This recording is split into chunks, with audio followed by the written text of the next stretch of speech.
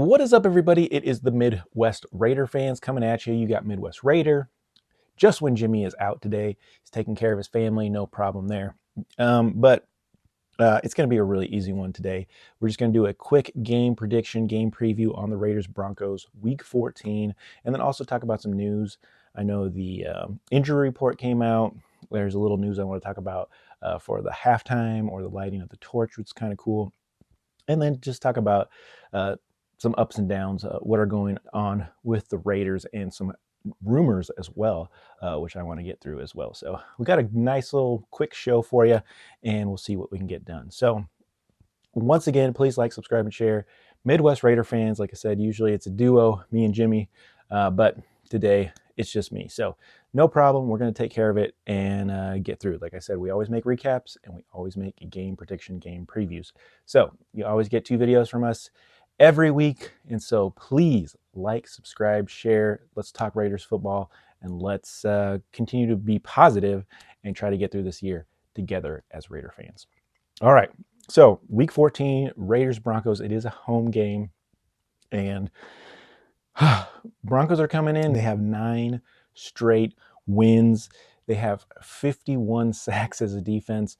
They're coming in hot. They have a great hot quarterback, Bo Nix, and they have a really good wide receiver crew and tight end crew, which they're building, and they're spreading the ball around, and they're scoring points. So they're really doing very, very well as an offense. We did go to the Bronco land in week 10, I believe, and we played them. It was a close game. It was 10-7, but I really think it was kind of a fluke game. I never felt in that game that our offense was going to score. And so I never felt that we were going to win that game at all. I just thought Broncos were having a really bad game. And so it's kind of, that's what it turned out. We didn't get over the hump. We didn't score any more than the 7 points we scored, and we lost the game. And so, like I said, I don't think that's going to happen this game. I think my game prediction is it's going to be a blowout. They're going to come to Las Vegas because it doesn't matter. It's going to be a crowd of orange there. Raider fans aren't showing up for that game because they know we're going to lose, and they're going to tear us up. I probably say it's going to be at least 30-7. So we don't score more than 15 points. I think we average 15 points a game. So yeah, it'll probably be about 30-7. So that's my game prediction. You're not going to like it, but I honestly don't think the Raiders are going to win any more games this year. So it is what it is. Gino has been sacked 46 times.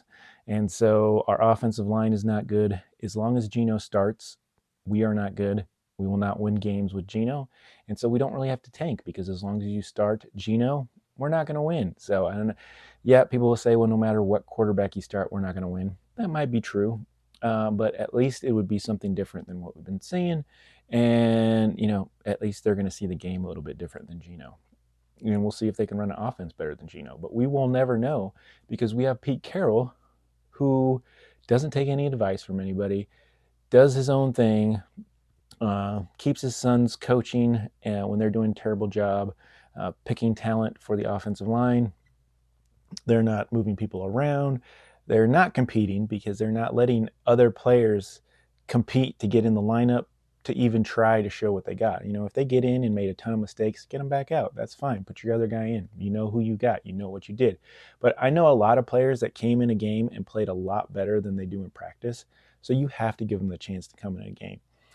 We have nothing to play for anymore. We are officially out of the playoffs. And so there's nothing to lose. The rest of the games are like preseason. They mean nothing.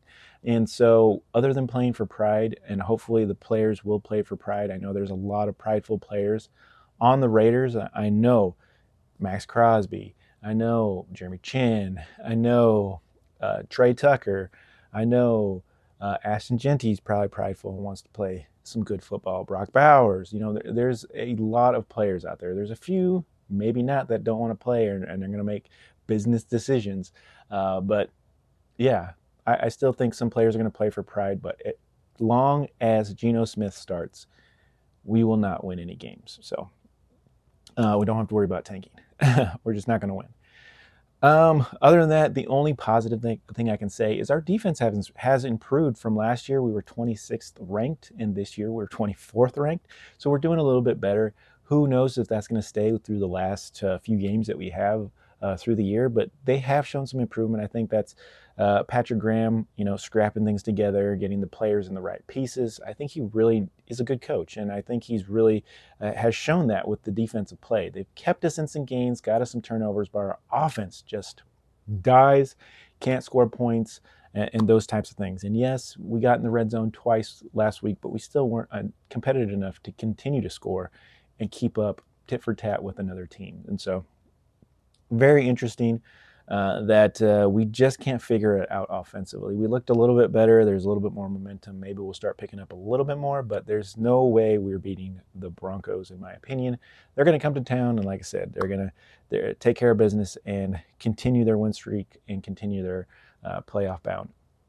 So that's really all I'll have to say about the game. Yeah, my prediction is we're not going to win. It's going to be kind of a blowout. Like I said, probably 30-7. And it's going to hurt. Now, they did come out with the injury report, and we did get some kind of good news that Max Crosby is probably going to play. He was kind of questionable before. He's also been doubtful before, but still played. So I don't mind if Max Crosby plays. We want him to play. He's the heart of the defense, heart of the team, in my opinion. But I don't think it matters, and I don't think we need to play him. But if he is out there, like I said, he's one of those prideful players that want to play, and he's going to take care of business. If he can hobble around and try to get some tackles, then yeah, it's good to see him out there. And I love the heart, and hopefully that bleeds through to some of his other players to just get behind him and do the best they can. Another player that's out is Dante Thornton Jr. He actually had a concussion last game, which I was surprised to see. Bachman is out. He's a wide receiver as well, so we're running a little short on wide receivers, a little concerning, but we'll talk about that here in a second. So Alex Bachman is out. I think he had a thumb injury.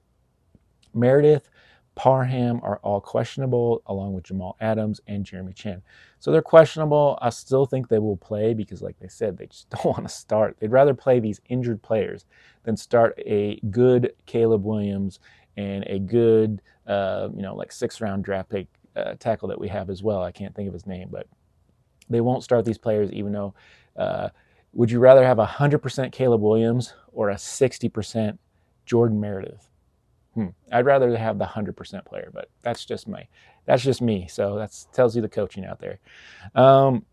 Also, so for wide receivers, we only have Lockett, Besh, which I know Besh had an injury too, but it didn't list him on there. So I guess Besh will be out there, and Tucker. So there's only 3 receivers there. I'm guessing they'll be running 2 tight end sets with Ian Thomas and Brock Bowers. And I know Brock Bowers is more of a receiver, but still, he's still quoted as a tight end.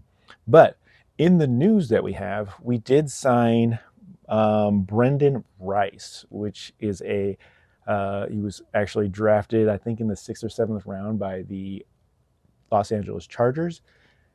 He ended up not staying there. He's now with the Raiders on the practice squad, so that's very interesting to have Jerry Rice's son here. Jerry Rice at one time did play for the Raiders, and so it's cool to see his son. Hopefully, maybe they have to bring somebody. I think they really have to bring somebody up.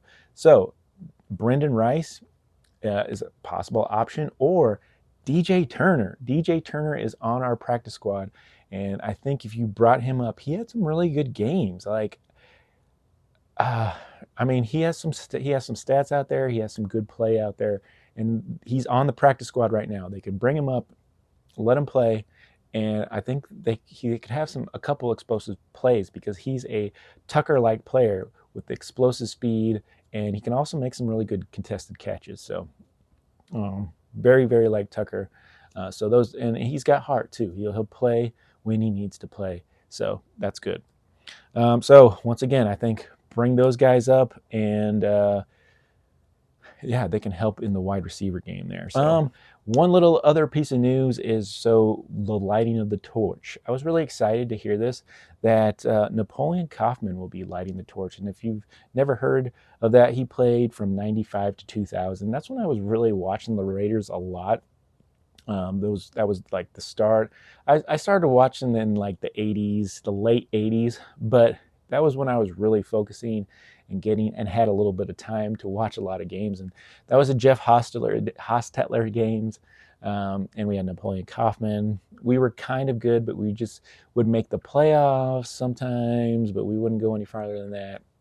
We were just like dipping our toes every year. And but they were really fun offenses. Like Napoleon Kaufman was a very elusive running back. He had some speed. He had some you know, juke powers, and yeah, he was a good running back. So I really remember those days, Napoleon Kaufman. Um, like I said, I probably had some highlights going here in the background, but he'll be lighting the torch this game against the Broncos. And he also he was a first round draft pick from the Washington Huskies. He had around 5,000 yards in his 5-year career and 12 touchdowns, 1,200 yards, 1,100 yards in catching passes as well. And he holds the record for the most yards in one game, and it was against a week 8 Denver team in '97, where he had 227 yards in one game, and we won that game 28-25. So pretty cool that he's lighting the torch in this game. Hopefully that'll be some kind of good luck, but yeah. Napoleon Kaufman, thanks for what you did back in the day. Thanks for having some exciting games back then for us to watch. Yeah, thanks for being a Raider. Once a Raider, always a Raider. Thumbs up. So really cool that he's lighting the torch. Other than that, guys, the only last thing is I had some rumor news, and this was reported by Ian Rappaport, that Pete Carroll fired Chip Kelly, but it was actually Pete Carroll's offense that Chip Kelly was running. It was the 2024, or maybe even the 2023 Seahawks offense that he basically just brought it over to the Raiders, grabbed Geno, brought that over to the Raiders, and then they just tried to implement it here. They didn't change anything. They didn't use Chip Kelly's offense. This is the rumor that I'm hearing. And so for him to just like force that on the team and not use the offense, I guess, with the way the players play, that's hard to do because Pete Carroll chose some of this team, but really a lot of players were already here. So he just thought it was going to he's just going to bring it over and it was just going to take off like hotcakes. But it did not. And so was it Pete Carroll's offense or was it Chip Kelly's offense? We're not going to know. We'll never know. But that was the rumor that it was just Pete Carroll's offense. Chip Kelly was just kind of calling stuff from his offense, but he wasn't even using Chip Kelly's offense. So very interesting. Tell me what you guys think. Tell me if it even matters. Probably doesn't. That was a very interesting rumor that we heard. All right, guys, that's all I got for you. Hopefully it was a little bit entertaining, had a little bit of news and information regarding this game this week. As always, thank you guys for tuning in. Like, subscribe, and share. Go Raiders, and let's see what we can do. We'll see you.